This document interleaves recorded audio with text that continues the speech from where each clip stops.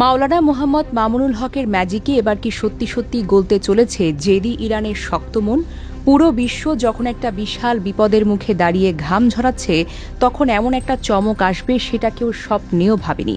একদিকে যুক্তরাষ্ট্রের ট্রাম্প প্রশাসন রীতিমতো দিশেহারা, অন্যদিকে দেশের ভেতরে ক্ষমতায় বসে থাকা তারেক সরকারের ঘুম হারাম। ঠিক এমন একটা কঠিন সময়ে দাবার চাল দিয়ে বাজিমাত করে দিলেন দাপুটে নেতা মাওলানা মামুনুল হক। কিন্তু কিভাবে? যে কাজ করতে গিয়ে বড় বড় দেশের নেতারা হাবুডুবু খায়, সেখানে কোন জাদুর বলে তেহরানের মনের বরফ গলালেন তিনি? আজকের এই বিশেষ আয়োজন থাকছে সে মাথা ঘুরিয়ে দেওয়ার মতো খবর। একদিকে তারেক সাহেবের মন্ত্রীরা যখন সাগরে আটকে থাকা তেলের জাহাজ ছাড়াতে গিয়ে ভ্যাবাচাকা খেয়ে বসে আছেন, ঠিক তখন কিভাবে মাওলানা মামুনুল হক একা গিয়ে ইরানের মনকে গলালেন? আটকে পড়া সার আর তেলের জাহাজগুলো দেশে ফেরাতে তার আসল গেম প্ল্যান ঠিক কেমন ছিল? কে শুধু গদি কামড়ে পড়ে আছে, আর কে আসল বিপদের সময় দেশের মানুষের ত্রাতা হয়ে এলেন? সেই পুরো ঘটনার একদম ভেতরের খবর আজ একেবারে পরিষ্কার করে তুলে ধরা হবে। হরমুজ প্রণালী হল সারা বিশ্বের তেলের সবচেয়ে বড় রাস্তা। পৃথিবীর অনেক দেশের তেল এই একটা রাস্তা দিয়েই তো পার হয়, কিন্তু এখন সেখানে শুরু হয়েছে চরম উত্তেজনা। একদিকে ইসরায়েলের চরম বাড়াবাড়ি, আর অন্যদিকে নাছোড়বান্দা ইরান। এই দুইয়ের মাঝখানে পড়ে পুরো সাগর এলাকা এখন একদম ভয়ের জায়গা হয়ে দাঁড়িয়েছে।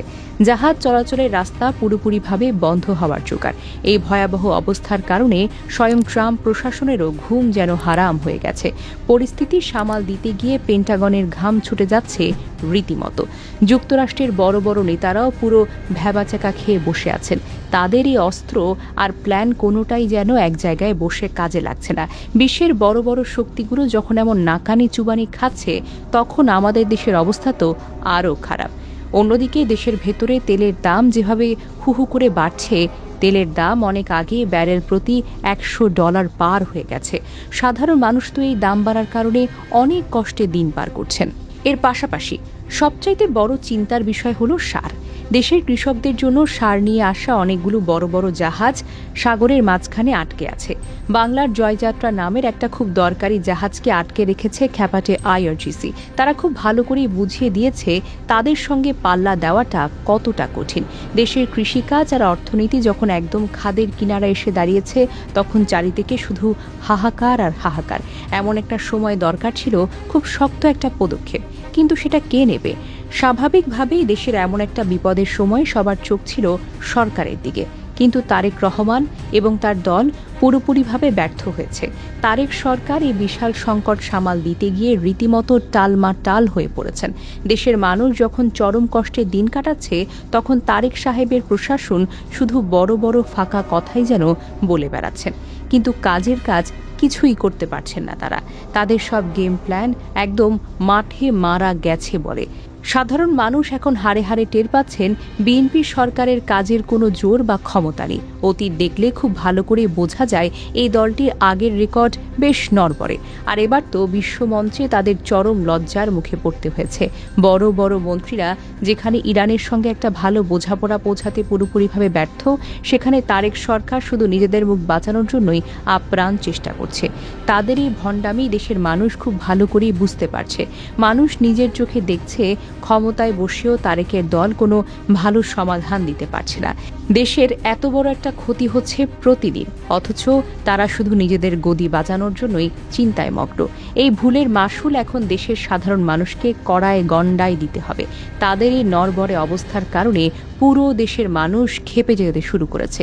এই অবস্থায় দেশের জন্য একটা বড় চমক খুব বেশি হওয়ার দরকার ছিল। আর সবাই যখন একদম নিরাশ হয়ে পড়ে, ঠিক তখনই ঘটে গেল এক বিশাল কেরামতি।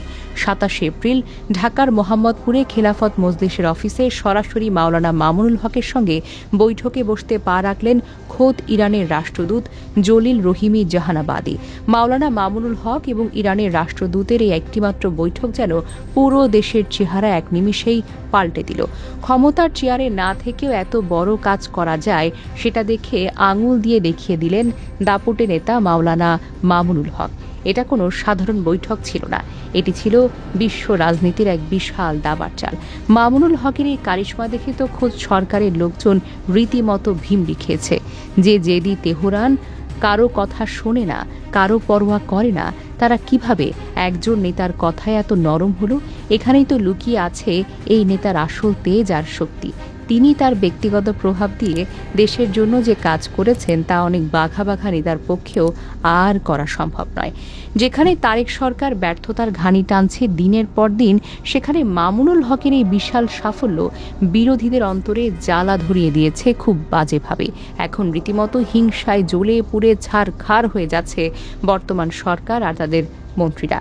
কারণ যে সুনাম তাদের পাওয়ার কথা ছিল তা এখন পুরোপুরি মামুনুল হকের পকেটে চলে গেছে। দেশের মানুষ এখন খুব ভালো করে দেখছে, অবাক হয়ে দেখছে কিভাবে একজন চতুর আর বুদ্ধিমান মানুষের কথায় আটকে পড়া তেলের জাহাজ ছাড়িয়ে আনার এমন একটা নতুন রাস্তা তৈরি হচ্ছে। মামুনুল হক এবং রাষ্ট্রদূতের একটি বৈঠকে ইরানের রাষ্ট্রদূত সরাসরি কথা দিয়েছেন, হরমুজ প্রণালীতে আটকে পড়া বাংলাদেশের মহামূল্যবান জ্বালানি তেলের জাহাজগুলো চলাচলের রাস্তা তারা পুরোপুরিভাবে ক্লিয়ার করে দেবেন। শুধু তাই নয়, খ্যাপাটে আইআরজিসির হাতে আটকে থাকা কৃষকদের সারবাহী জাহাজ বাংলার জয়যাত্রা খুব শীঘ্রই ছেড়ে দেওয়ার যে শক্ত আশ্বাস তারা দিয়েছেন তা পুরো দেশের জন্য একটা বিশাল পাওয়া। মামুনুল হকের এই তুখোড় পদক্ষেপে সবাই এখন একদম হতবাক হয়ে গেছে। প্রথাগত কাজের বাইরে গিয়ে এমন একটা পদক্ষেপ নেওয়া সত্যিই তো অনেক বড় সাহসের ব্যাপার। এই ঘটনা যেন সবার সামনে একটি জাদুকরী চমক নিয়ে হাজির হয়। তারেক সাহেবের দল এখন মুখ লুকানো ছাড়া আর কোনো কিছুই উপায় পাচ্ছেন না। নিজেদের চরম ব্যর্থতার জন্য তারা এখন কপাল চাপড়াতে শুরু করেছে। অন্যদিকে এই অভাবনীয় ঘটনা দেশের রাজনীতিতে একটা বিশাল শিক্ষা দিয়ে গেল সবাইকে। রাজনীতি মানেই যে শুধু বড় বড় বুলি আওড়ানো আর ক্ষমতার চেয়ারে বসে থাকা নয়, সেটা দেশের মানুষ আজ খুব পরিষ্কার করে বুঝেছেন। বিপদের দিনে দেশের মানুষের পাশে দাঁড়ানোর নামই হলো আসল রাজনীতি। তারেক সরকার যখন নিজেদের দল নিয়ে সারাদিন ব্যস্ত, তখন মামুনুল হক প্রমাণ করে দিলেন আসল নেতা কাকে বলে। তার এই সাহসী কাজ সাধারণ মানুষের মনে একটা বিশাল আশার আলো জাগিয়েছে। সরকারের চরম ব্যর্থতা আর কপাল চাপড়ানো অবস্থার বিপরীতে একজন সাধারণ নেতার এই সাফল্য সত্যি অনেক বড় একটা ব্যাপার। মানুষ এখন খুব ভালো করে বুঝতে পারে দেশের ভালো চাইলে যে কোনো জায়গা থেকে কাজ করা যায়, শুধু সদিচ্ছা প্রয়োজন। মামুনুল হকের এই দারুণ উদ্যোগ দেশের সাধারণ মানুষের মুখে আবার হাসি ফুটিয়েছে। দেশের মানুষ এখন অনেক বড় আশায় বুক বেঁধেছেন। হয়তো খুব তাড়াতাড়ি আটকে পড়া তেলের জাহাজগুলো দেশের মাটিতে এসে পৌঁছাবে। তবে বিশ্ব রাজনীতির এই জটিল গল্পের শেষ এখানেই নয়। সামনের দিনে আরও অনেক নাটক দেখার বাকি আছে। ইরানের রাষ্ট্রদূত মামুনুল হককে যে কথা দিয়েছেন মুখে, তা কি আসলেই বাস্তবে পূরণ হবে, নাকি নতুন কোনো বিশাল ঝামেলায় আবারও আটকে যাবে বাংলাদেশের দরকারি তেলের জাহাজ? তাছাড়া যুক্তরাষ্ট্র হয়তো এই ঘটনা খুব ভালোভাবে মেনে নেবে না। ট্রাম্প প্রশাসনের ঘুম হারাম হওয়ার কারণে তারা নতুন কোনো কঠিন ছক কষতেও পারে। তাদের পাতা ফাঁদ হয়তো অপেক্ষা করছে সামনের দিনগুলোতে, কারণ তারা কখনোই চাইবে না ইরান এত সহজে পার পেয়ে যাক। অন্যদিকে দেশের ভেতরে তারেক সরকারকে নিজেদের এই চরম লজ্জার খেসারত সহজে দিতে পারবে, নাকি তারা চরম ঈর্ষায় জ্বলে এই ভালো কাজের পথে নতুন কোনো বড় বাধা তৈরি করবে? তারা কি চাইবে মামুনুল হক এই কাজের সব সুনাম নিয়ে নিক? যদি সত্যি সত্যি হরমুজ প্রণালীর গেট পুরোপুরি খোলে, আটকে পড়া মহামূল্যবান জাহাজগুলো নিরাপদে দেশে আসে, তবে বাংলাদেশের ইতিহাসে মামুনুল হকের নাম অনেক বড় আর উজ্জ্বল করে লেখা থাকবে। তার এই এক চালেই দেশের রাজনীতির অনেক হিসেব নিকেশ একদম পাল্টে যাবে। বর্তমান সরকারের এই মুখ বন্ধ করা নীরব অবস্থার বিপরীতে তার এই বিশাল সাফল্য আগামী দিনের জন্য একটা অনেক বড় উদাহরণ হয়ে সবার সামনে থাকবে। পুরো দেশ এখন খুব আগ্রহ নিয়ে অপেক্ষা করছে এই ঘটনার শেষ কোথায়। জেদি তেহরান কি আসলেই কথা রাখবে, নাকি মাঝপথে আবারও সবকিছুই এলোমেলো হয়ে যাবে? আর এর উত্তর মিলবে খুব শীঘ্রই।